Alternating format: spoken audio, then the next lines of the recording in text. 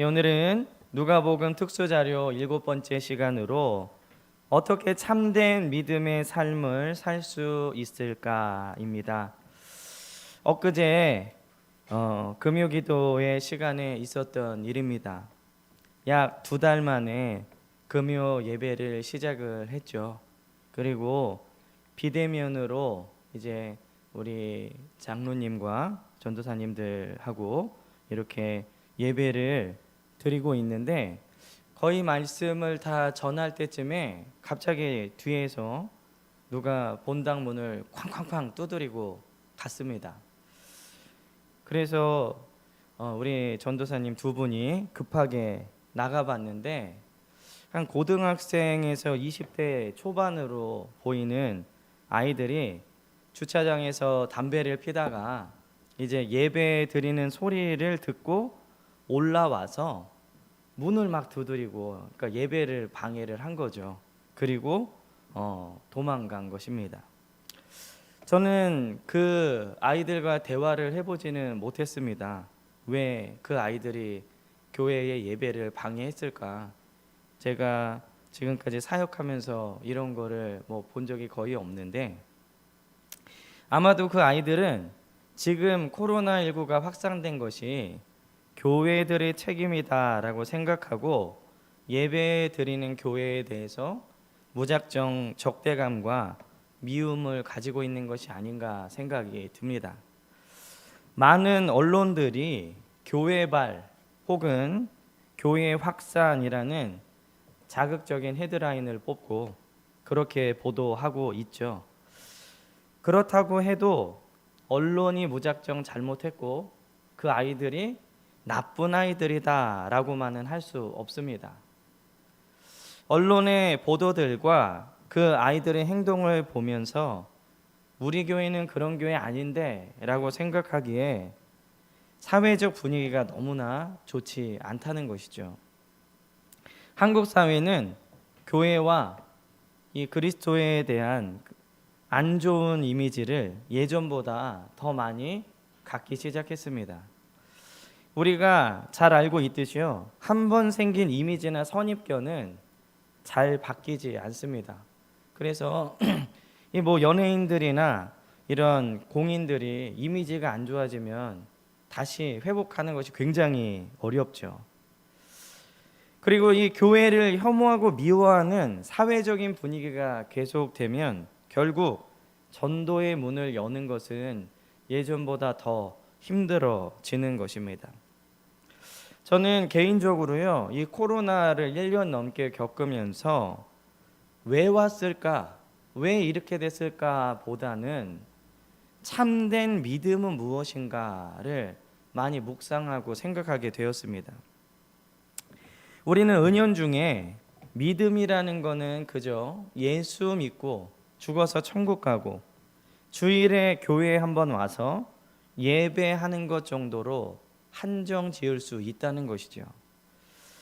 그러면서 저는 제가 혹시 그렇게 되는 것을 방치하고 있는 목회자는 아닌가 더 저를 돌아보게 되었습니다. 성경 안에는 참된 믿음의 소유자들에 대한 이야기로 가득 차 있습니다. 성경에 나온, 특별히 신약 성경에 나온 참된 믿음의 사람들은 예수 믿고 천국 가고 주일에 한번 교회에 나오는 정도의 생활로 만족하지 않았습니다. 참된 믿음의 사람들은 더 적극적인 믿음의 삶을 살았습니다. 오늘 누가복음 말씀은 바로 그런 참된 믿음, 진짜 그리스도인은 과연 누구인가에 대해서 말씀하고 있습니다. 오늘 25절에 보면요, 수많은 무리가 함께 갈새 예수께서 돌이키사 이르시되, 이렇게 기록을 하고 있죠. 오늘 예수님은 오늘날 교회들이 추구하는 것과는 전혀 다른 모습을 보이고 있습니다. 수많은 무리가 예수님과 함께 하고 있었죠. 오늘날 거의 대부분의 교회가 꿈꾸는 모습입니다. 그러나 예수님은 수많은 무리에 만족하지 않으시고 참된 제자가 되어야 된다라고 그들에게 말씀하셨습니다.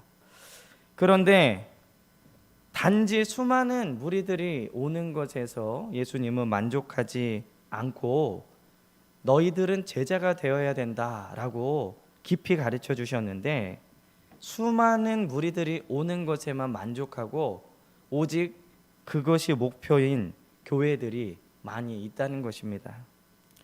많은 무리가 예수님을 따랐지만 예수님께서 원하시는 그리스도인은 바로 제자들, 참된 믿음의 사람들이었다는 것이죠. 오늘날 한국 교회에 사람들은 많이 있지만 제자로 그리고 참된 믿음을 갖고 살아가는 사람들이 적기 때문에 문제가 되는 것이죠. 믿음과 삶의 조화를 이루지 못해 세상 사람들에게 점점 손가락질 받는 교회가 되고 있습니다. 예수님은 인기를 유지하고 많은 무리가 따라오도록 그들의 비위에 맞는 말씀을 하지 않으셨고, 다른 무리들에게 참된 믿음을 가지고 제자의 삶을 살아라 라고 가르치셨습니다. 이런 종류의 말씀은 인기가 없을 뿐만 아니라 너무나 부담되는 말씀이죠. 그러나 예수님을 따르는 제자, 참된 믿음의 사람이 되기 위해서는 이 말씀을 반드시 듣고 깨달아야 합니다. 그렇다면 우리는 어떻게 살아야 참된 제자로 살아갈 수 있고, 지금 이런 상황 속에서 참된 그리스도인으로 승리할 수 있는가? 오늘 말씀을 통해 그 비결을 알고요, 악한 세상 속에서 하나님의 영광을 드러내는 귀한 베델교회 성도님들 되시기를 주의 이름으로 간절히 축원합니다. 그럼 우리가 참된 믿음으로 살아가기 위해서 첫 번째로는 하나님을 가장 많이 사랑해야 합니다. 오늘 26절, 27절에 보면 이렇게 기록을 하고 있죠. 무릇 내게 오는 자가 자기 부모와 처자와 형제와 자매와 더욱이 자기 목숨까지 미워하지 아니하면 능히 내 제자가 되지 못하고, 누구든지 자기 십자가를 지고 나를 따르지 않는 자도 능히 내 제자가 되지 못하리라. 오늘 예수님께서는요, 예수님께 오는 사람은 자기 부모, 처자, 형제, 자매, 심지어 자기 목숨까지 미워해야 한다라고 말씀하고 있습니다. 그런데 오늘 예수님의 말씀은요, 다른 성경 말씀과 대치되는 것처럼 보여집니다. 디모데전서 5장 8절에 보면 누구든지 자기 친족, 특히 자기 가족을 돌보지 아니하면 믿음을 배반한 자요 불신자보다 더 악한 자니라.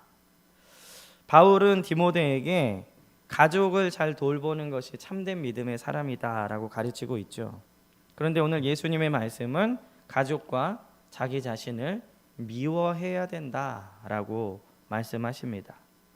두 말씀이 부딪히는 것 같이 보여지죠. 혹 예수님은 하나님이시기 때문에 바울의 이야기가 틀린 것인가?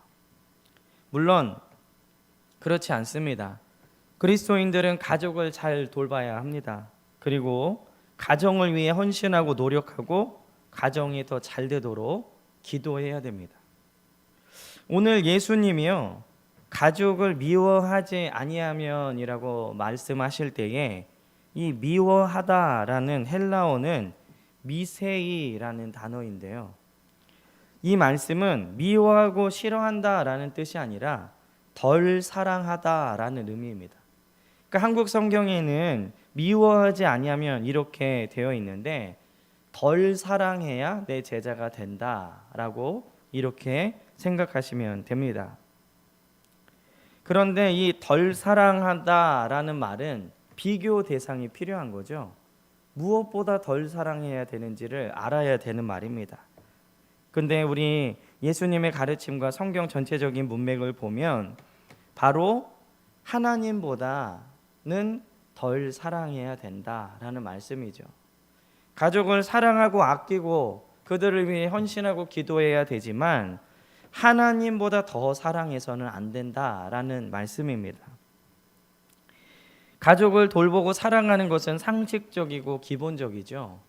믿음이 있는 사람이 가족을 돌보지 않고 가정을 파괴하는 것을 보면 세상에 덕이 되지 않을 뿐만 아니라 그것은 불신자보다 더 악한 것이라고 성경은 말하고 있습니다.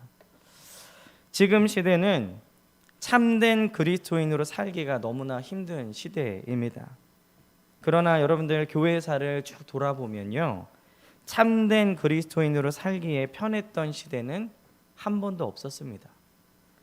우리가 참된 그리스도인으로 살기 위해서 가장 먼저 해야 될 일은 하나님을 가장 사랑하는 것입니다. 하나님을 가장 사랑하지 않고는 참된 믿음으로 절대 살 수 없습니다. 하나님을 가장 사랑하지 않으면 인간은 반드시 그 자리에 다른 것으로 채워지게 마련입니다. 그 자리에 하나님이 없는 그 자리에 가족이 올 수도 있고 돈이나 명예나 권력이 올 수도 있습니다. 하나님 아닌 다른 것이 가장 중요한 것으로 내 마음을 차지할 때 그 사람은 겉으로 보기에는 그리스도인이지만 참된 믿음의 사람으로는 절대로 살아갈 수 없습니다. 우리가 참된 그리스도인으로 살기 위해서 하나님을 가장 사랑해야 될 뿐만 아니라 오늘 27절에 있는 것처럼 자기 십자가를 지고 살아야 됩니다. 십자가의 의미는 무엇이죠? 여러분들 십자가를 어떻게 정의하시겠습니까? 십자가를 한마디로 정의하면 나에게는 고통스럽지만 남에게는 이루어온 것, 이게 바로 십자가의 의미입니다. 예수님이 지신 십자가는 예수님께는 가장 큰 고통의 형틀이었지만 그 십자가로 말미암아 온 인류가 구원받은 바로 그러한 것입니다. 우리는 십자가를 생각할 때 내가 질 십자가보다 예수님이 지신 갈보리 언덕의 십자가만 생각하지만 성경은 우리에게 자기 십자가를 지라라고 말씀하고 있습니다. 물론 우리는 예수님의 십자가를 질 수 없죠. 우리는 단지 자기 십자가를 질 수 있을 뿐입니다. 이 자기 십자가는 무엇인지 개인에 따라서 특정할 수 없습니다. 그러나 내가 져야 할 십자가가 무엇인지 알고 싶다면 제가 위에서 언급한 십자가의 의미를 잘 기억하시면 됩니다. 십자가의 의미는 결국 나는 고통스럽지만 남에게는 이루어온 것이 바로 내가 져야 할 십자가입니다. 지금 한국 사회가 손가락질 받는 가장 큰 이유가 무엇이냐면 남에게 십자가를 지게 하고 자신은 지지 않으려고 하기 때문이죠. 이렇게 남들만 십자가를 지게 하는 것이 바로 바리새인들이 했던 행동입니다. 마태복음 23장 4절에 보면요, 또 무거운 짐을 묶어 사람의 어깨에 지우되 자기는 이것을 한 손가락으로도 움직이려 하지 아니하며 예수님이 바리새인들에게 화 있을진저 하시면서 그들의 죄들을 지적하신 것입니다. 그들은 무거운 율법 조항을 만들어서 사람들에게 짐을 지우지만 자신들은 그대로 살지 않는 외식을 지적하신 것이죠. 참된 믿음의 반대는요, 불신앙이 아니라 외식입니다. 세상 사람들은 하나님을 모르기 때문에 믿음에 대해서 논할 그런 것이 없죠. 참된 믿음의 반대는 교회 안에 있는 외식하는 자들입니다. 외식하는 자들은 25절에 나와 있는 것처럼 예수님을 따르는 수많은 무리 중에 끼어 있을 수 있습니다. 그러나 예수님과 참되게 함께 할 수는 없습니다. 그러므로 지금 같은 상황에서 우리가 참된 믿음의 사람들이 되기 위해서는 무엇보다 하나님을 가장 많이 사랑해야 될 줄 믿습니다. 우리는 모세가 이스라엘 백성에게 전한 이 말씀을 기억하고 마음에 새겨야 됩니다. 신명기 6장 4절에 보면요, 이스라엘아 들으라, 우리 하나님 여호와는 오직 유일한 여호와이시니 너는 마음을 다하고 뜻을 다하고 힘을 다하여 내 하나님 여호와를 사랑하라. 오늘 이 말씀은 모세가 광야에 있던 이스라엘에게 한 말씀입니다. 살아가기 빡빡한 광야, 내일을 보장할 수 없는 광야, 너무나 두렵고 황량한 광야에서 모세가 그들에게 당부한 것은 뭐 물을 저장해놔라, 음식을 저장해놔라, 뭐 군사력을 높여라, 이게 아니라 마음과 뜻과 힘을 다해 하나님을 사랑하라 였습니다. 오늘 우리 한국 사회 전반이 광야와 같은 시간, 광야와 같은 상황을 지나고 있습니다. 우리는 지금 더 집중해야 될 것은 바로 우리의 마음과 뜻과 힘을 다해 하나님을 사랑하는 것인 줄 믿습니다. 우리가 최선을 다해 하나님을 사랑할 때 우리는 참된 믿음을 가지게 되고 참된 그리스도인이 될 수 있는 것입니다. 그러므로 이 어지럽고 힘든 세상에서 하나님을 가장 많이 사랑하시는 우리 귀한 베델교회 성도님들 되시길 주의 이름으로 간절히 축원합니다. 우리가 어떻게 하면 또 참된 믿음을 가질 수 있을까? 두 번째로는 영적인 삶을 살아야 합니다.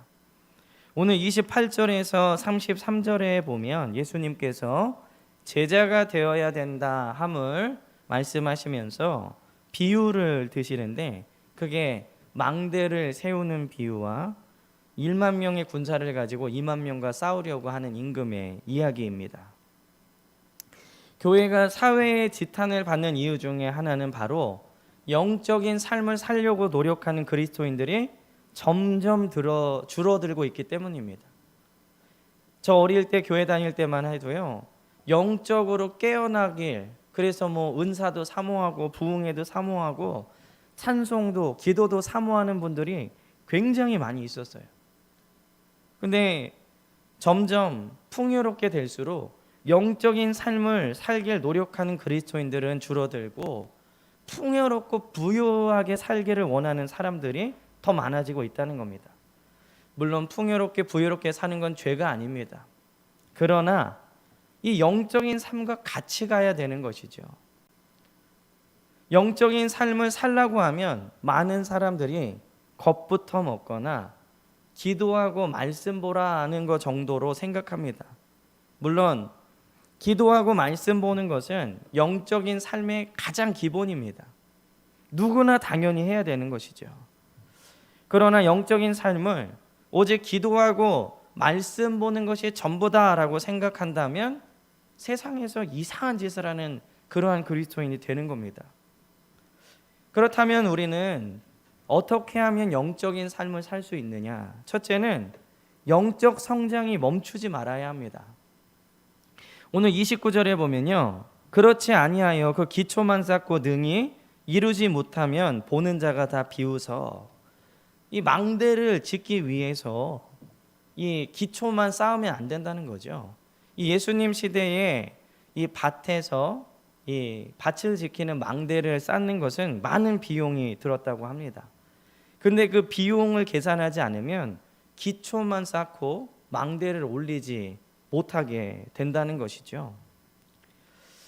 어떤 사람들은 수년간 신앙생활을 했어도 늘 믿음의 답보 상태, 제자리에 있는 사람들이 있습니다. 오늘 예수님께서는요, 망대를 세우는 사람의 비유를 통해서 계산하지 않고 무작정 시작해서는 안 된다, 그런 사람들은 기초공사에 머물러 있다라고 말씀하십니다. 물론 이 비유의 의미는 가장 중요한 것이 무엇인지 너희가 계산해봐라, 이 땅에서만 잘 먹고 잘 사는 것인가, 아니면 영생을 위해 영원히 잘 되는 것인가, 계산해봐도 어느 것이 중요한 것인지 알 수 있다라는 의미죠.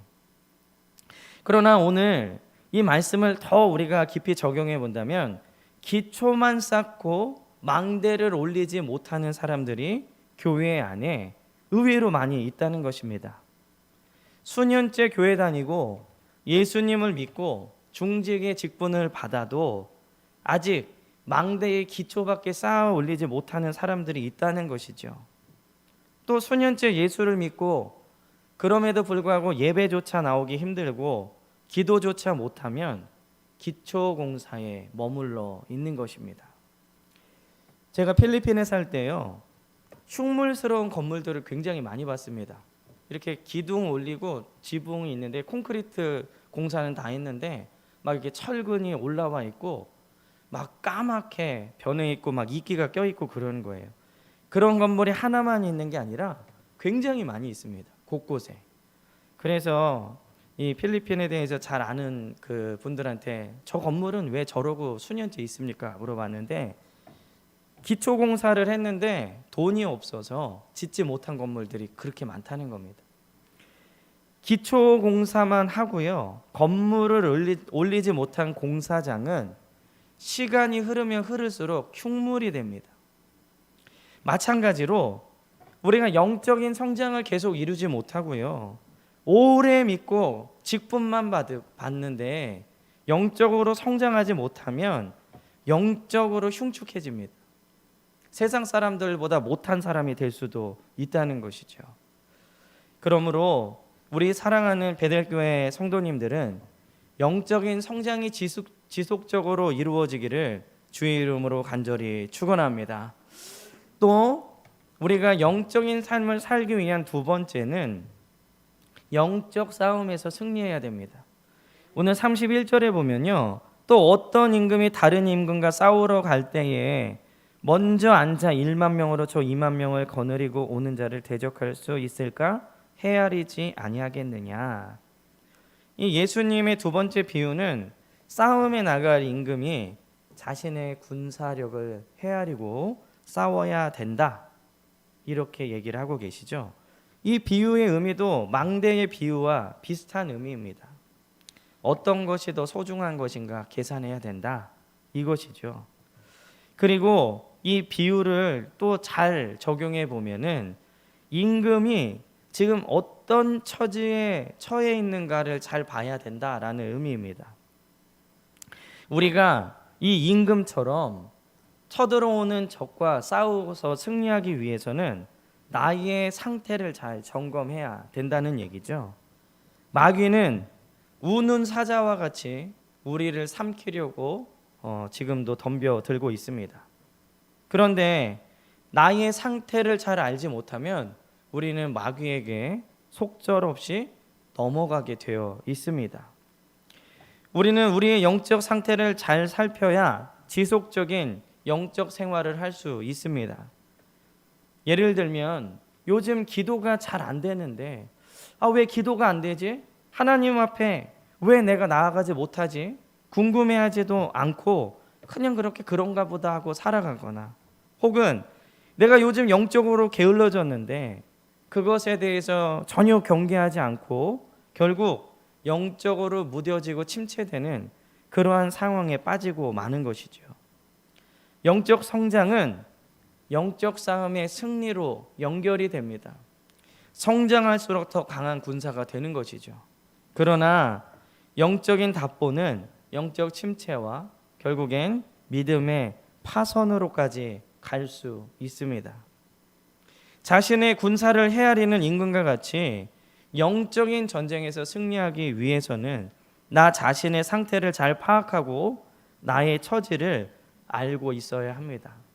우리는 이거를 흔히 영적으로 민감해야 된다라고 얘기를 하죠. 우리는 참으로 착각에 빠지기 쉬운 존재들입니다.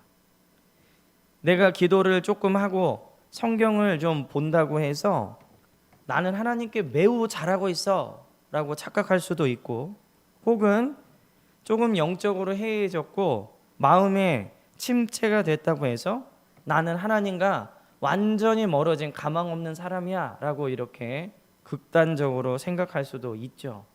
그러나 그래서는 안 된다는 겁니다. 그렇게 되지 않기 위해서 우리에게 영적인 성장이 필요하고 영적인 싸움의 승리가 필요하다는 것이죠. 결국 우리는 하나님 없이 절대로 영적인 전쟁의 승리나 영적 성장이 없음을 깨닫고 하나님과 깊은 관계를 유지해야 합니다. 그리고 또 영적인 삶을 살기 위한 세 번째는 계속적으로 나를 내려놔야 됩니다. 오늘 33절에 보면요, 이와 같이 너희 중에 누구든지 자기의 모든 소유를 버리지 아니하면 능히 내 제자가 되지 못하리라. 주님께서는 참된 제자가 되기 위해서 자기의 모든 소유를 버려야 된다라고 말씀하시죠. 사실 오늘 이 말씀에 대해 겉으로는 크게 드러내지는 않지만 속으로는 은근히 거부 반응을 가지고 있는 성도들이 있습니다. 내가 어떻게 모은 재산과 소유인데 참된 믿음의 사람이 되기 위해선 정말로 이걸 다 버려야 되는가? 라고 걱정을 하고 마음속으로 염려할 수도 있다는 거죠. 그러나 이 말씀은요, 소유만을 위해서 사는 사람들은 절대로 예수님의 제자가 될 수 없다는 것을 의미하는 겁니다. 하나님은 우리의 필요를 잘 알고 계시죠. 그리고 우리는 그 필요한 것들을 소유해야만 살아갈 수 있는 사람들입니다. 주님은 모든 그리스도인들이 자신의 모든 소유를 버리고 길바닥에 내앉으라 라고 말씀하신 것이 절대로 아닙니다. 그러기에 우리는 이 말씀에 대해 지나치게 거부감을 가지실 필요가 없습니다. 그리고 문자 그대로 모든 걸 버릴 필요가 없다는 거죠. 주님은 단지 소유가 하나님 자리를 대신해서는 안 된다라는 말씀입니다. 거룩한 부자, 하나님의 영광을 나타내는 부자들이 되시기를 주의 이름으로 간절히 축원합니다. 이 TV 프로 중에요, 집을 정리해주는 TV 프로가 있는데 가끔 보면 안타까운 생각이 들 때가 있습니다. 최근에 본 방송에 굉장히 큰 집인데 큰 방 2개가 다 한 방은 남편 옷, 또 한 방은 아내의 옷으로 발 디딜 틈이 없어요. 여기서부터 그냥 다 옷이에요. 옷가게보다도 더 많은 것 같아요. 그런데 그런 게 2방에 가득 차 있습니다. 입지도 않고 상표도 떼지 않은 옷과 신발들이 잔뜩 쌓여 있어요. 신발도 몇천 켤레 막 이렇게 쌓여 있는데 그걸 보면서 도대체 옷과 신발을 얼마나 쌓아놔야 만족하면서 살 수 있을까?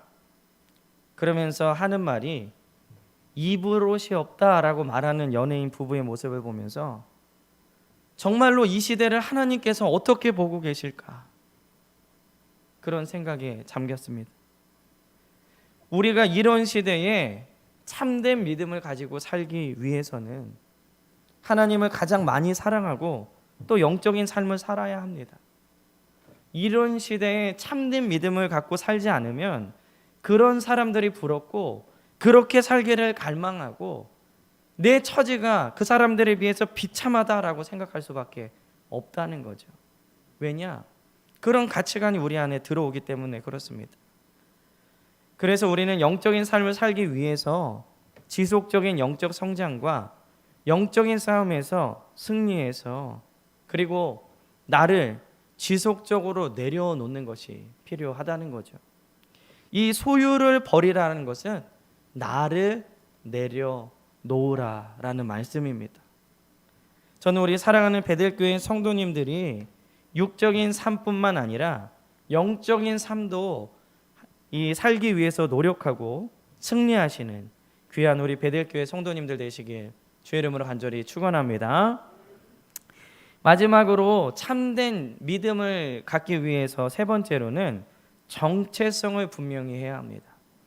오늘 34절에서 35절에 보면 소금에 대한 비유가 나오고 있죠. 참된 믿음의 삶을 살기 위한 3번째 방법은 바로 확실한 정체성입니다.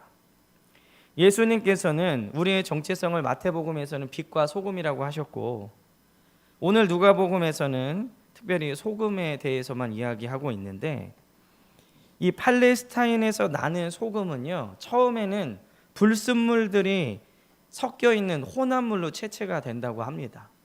그래서 그 혼합물이 섞여 있는 소금을 채취해서 소금으로 쓰기 위해 이 불순물들을 제거하는데 그 과정에서 종종 염화나트륨까지도 같이 빠져나가서 잘못 그 제거를 해서 아무 쓸모없는 그냥 돌덩어리가 되기도 한다고 합니다. 오늘 이 팔레스타인 소금을 만드는 과정은요, 우리의 신앙생활과 비슷한 모습이 많이 있습니다. 팔레스타인 소금은 처음 채취할 때 불순물들이 섞여 있죠.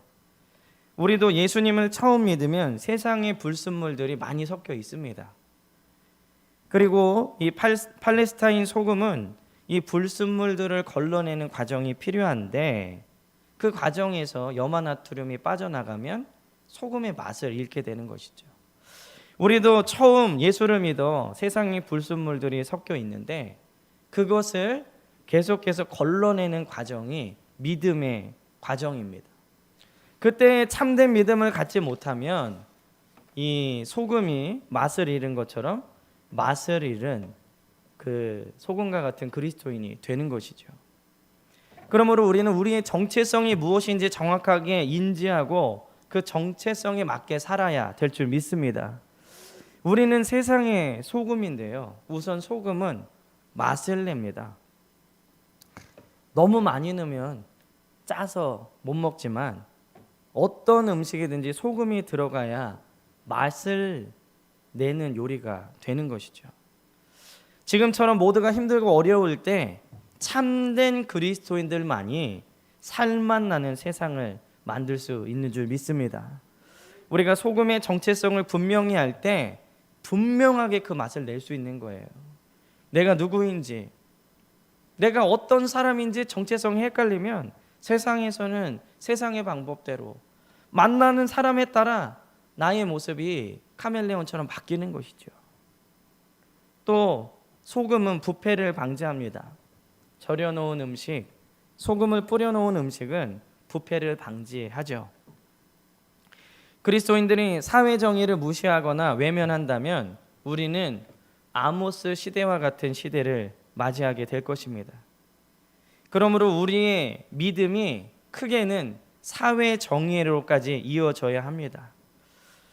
코로나 백신을 맞으면 DNA가 변해서 노예가 된다는 이상한 소리를 그만 들으시고 교회가 어떻게 세상을 변화시키고 성도가 어떻게 빛과 소금이 되는지에 대해서 우리 모두 고민해야 될 때입니다. 이 고민은요, 목사만 해야 되는 고민이 아니에요. 이렇게 어렵고 힘든 세상 속에서 나는 어떻게 참된 그리스도인으로 살아가야 될까? 어떻게 수입이 있고 무엇을 먹고 살아야 될까보다 더 많이 고민해야 될 게 나는 정말 하나님을 마음과 뜻과 힘을 다해 사랑하고 있는가? 나는 영적인 삶을 살고 있는가? 그리고 나는 소금으로서의 정체성을 확실히 하고 있는가? 고민해야 될 때입니다. 예수님 시대에도 수많은 무리가 예수님을 따랐습니다. 오늘 25절에 보면 그렇죠. 오늘날 한국교회의 똑같은 모습입니다. 그러나 예수님은 수많은 무리가 오는 것만으로 기뻐하지 않으셨죠. 오히려 그들이 듣기 싫어하는 말씀을 전함으로 요한복음에 보면 많은 사람들이 예수님을 떠났다라고 기록하고 있습니다. 하나님 나라는 많은 무리보다 참된 예수님의 제자들이 가는 곳입니다. 지금 잘못된 몇몇 교회들과 선교단체들로 인해서 한국교회가 다 같이 비난을 받고 있습니다. 이것도 우리가 담당해야 될 십자가라면 마땅히 지고 가야 되죠. 잘못된 그들이 망쳐놓은 교회와 주님의 이미지를 우리가 다시 회복시켜야 합니다. 그리고 막힌 전도의 문을 열어야 합니다. 많은 사람들이요, 코로나가 끝나면 가장 하고 싶은 것이 무엇입니까? 라고 물어봤는데 많은 사람들이 여행이라고 대답을 했습니다. 지금까지 자유롭지 못하고 억눌려 있는 것에 대한 반응이겠죠. 저도 코로나가 끝나면 공기 좋은 곳, 멋진 바다 한번 가보고 싶습니다. 그러나 코로나가 끝나면 우리는 여행 가고 맛있는 거 마음껏 먹고 보고 싶은 사람들 많이 만나야지 보다 더 먼저 생각해야 될 것이 한국교회, 우리 믿는 그리스도인들은 어떻게 믿음대로 살아야 되는가입니다. 코로나가 끝나고 난 뒤에 한국교회의 위상이 어느 정도에 있을지 가늠하기 힘듭니다. 그러나 많은 목회자들이 공통적으로 말하는 한국교회의 코로나 이후는 희망적이지 않습니다. 그러나 저는 어느 정도 동의하지만 100% 동의하진 않습니다. 왜냐하면 세상은 하나님의 섭리 안에 있기 때문입니다. 우리가 참된 믿음으로 살아가면 하나님은 그런 자들을 통해 다시 주님의 교회와 하나님 나라를 회복시키실 겁니다. 이번 주에 장례가 있어서 우리 배장로님과 둘이 대표로 장례식장에 다녀왔습니다. 그곳에서 장로님이 이번 코로나로 인해서 이단들과 잘못된 교리를 믿는 교회들을 드러내고 걸러내시는 것 같다, 이렇게 말씀하셨는데 그 말씀에 전적으로 동의가 됐습니다. 저는 장로님 말씀과 같이요, 코로나 이후에 한국 교회는 새롭게 될 것을 믿습니다. 모든 거짓과 더러운 것들을 걸러내시고 참된 맛을 내는 소금들만 남게 되는 것이죠. 외형적으로 볼 땐 한국 교회가 쇠퇴하는 것처럼 보일 수도 있습니다. 그러나 참된 믿음의 소유자들만 있는 교회들로 넘쳐난다면 그것은 쇠퇴가 아니라 12명의 제자를 가지고 세상을 하나님의 나라로 만드셨던 예수님의 방법과 같이 되는 것입니다. 결국은 예수님을 따르는 척하는 많은 무리보다 예수님께 훈련받은 참된 제자들이 얼마나 있느냐의 문제가 되겠죠. 세상은 교회를 미워하고 비난하지만 결국 참된 믿음의 사람들로 인해 교회는 회복되고 하나님의 역사는 계속될 줄 믿습니다. 저는 그러한 역사가 이루어질 것이라면 이왕이면 그 역사를 우리 베델교회를 통해, 우리 베델교회 성도님들을 통해 이루어 주십시오. 이 말씀을 준비하면서 간절히 기도했습니다.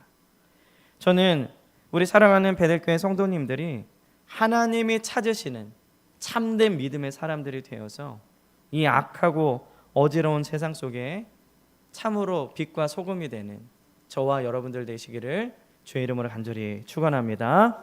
기도하겠습니다.